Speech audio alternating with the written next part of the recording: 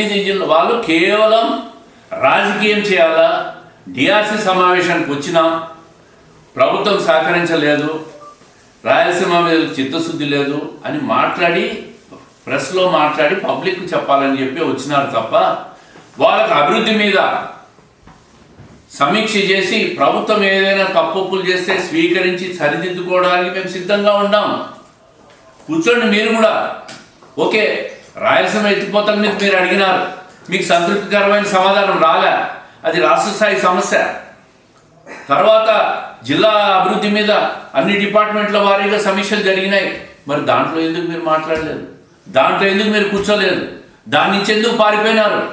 అంటే బాయ్కాట్ చేసేసి అదొక ఫ్యాషన్ అని అడుగుతా ఉన్నా. పబ్లిక్ బాయ్కాట్ చేసేసి వచ్చినారంటే ఒక ఫ్యాషన్గా మిగిలిపోయింది అంతే తప్ప వాళ్ళకేమి అభివృద్ధి జరగాల, మంచి జరగాలనే ఆలోచన లేదు. 2020లోనే ఆప్ చేశారని పత్రికలు బట్టి చెప్పారు. అంటే రేవంత్ రెడ్డి అసెంబ్లీలో చెప్పింది అబద్ధం అంటారా? డాక్యుమెంట్స్ ఉన్నాయి.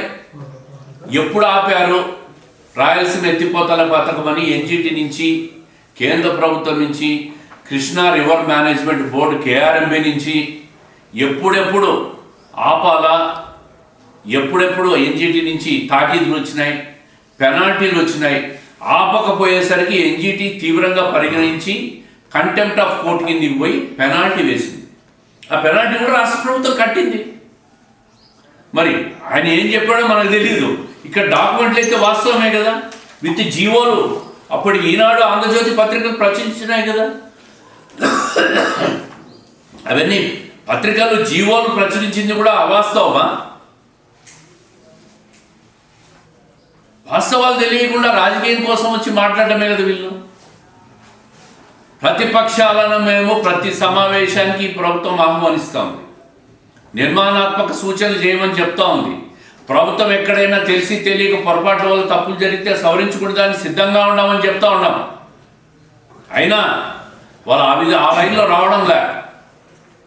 గతంలో ఒకసారి మీరు చూడండి, జవహర్లాల్ నెహ్రూ టైము, వాజ్పేయి గారి టైము, పివి నరసింహారావు గారి టైము, పెద్ద పెద్ద మహానులంతా ప్రతిపక్షాన్ని ఆహ్వానించి ఏదైనా పొరపాటు జరిగితే చెప్పండి అని చెప్పి వాళ్ళ నుంచి స్వీకరించి ప్రభుత్వాన్ని ముందుకు తీసుకుపోయినారు.